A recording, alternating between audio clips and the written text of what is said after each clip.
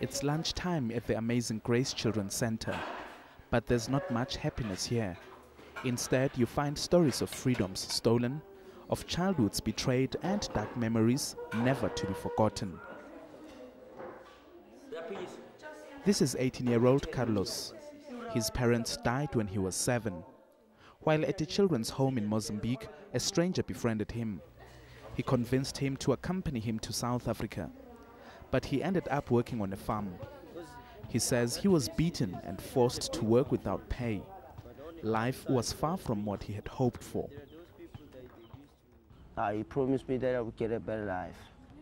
I wanted to be like one of those who will have a better future or who have a better life, that are living at home with their parents. He's not alone. A third of youngsters here have similar stories to tell. Rosalia was only 7 years old when she was brought across the border illegally. Moved from family to family, 15-year-old Bongiwe says she was sexually abused. Isa was forced to work in a shop for 6 months. At the age of 12, he was beaten and not paid. A farm school in a poverty-stricken area. Authorities are here to explain the risks of being exploited.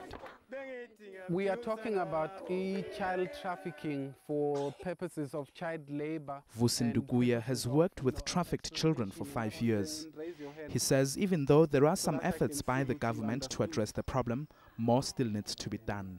At the moment, in terms of legislation, we do not have a specific legislation that focuses on criminalizing human trafficking or child trafficking per se. But also, because the number is increasing. The other thing, you go to the border and you speak to somebody there and say, I need a child that can assist me with, domestic work. And then within 2 days, that person would organize a child for you.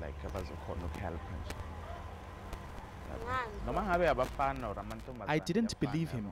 So Vusi took me to an area close to the border to show me.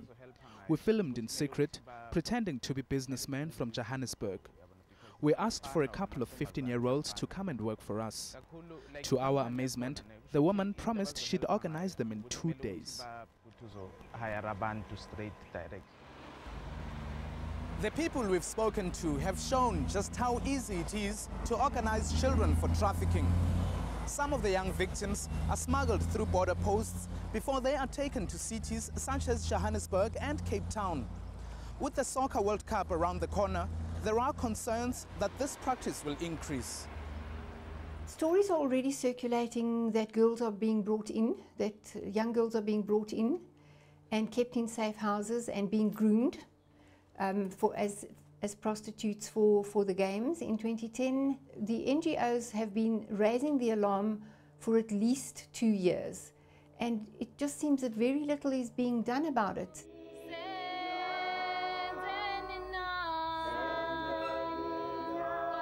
What have we done? A lament from children at the center. They are trying to stop other youngsters from being trafficked and abused. Their experience has left Carlos with emotional scars that will stay with him for a long time. Because I'm not a slave.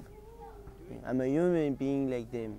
So I shouldn't be treated like an animal. With millions of football fans expected here next year, there are growing fears many more children may be left with similar scars.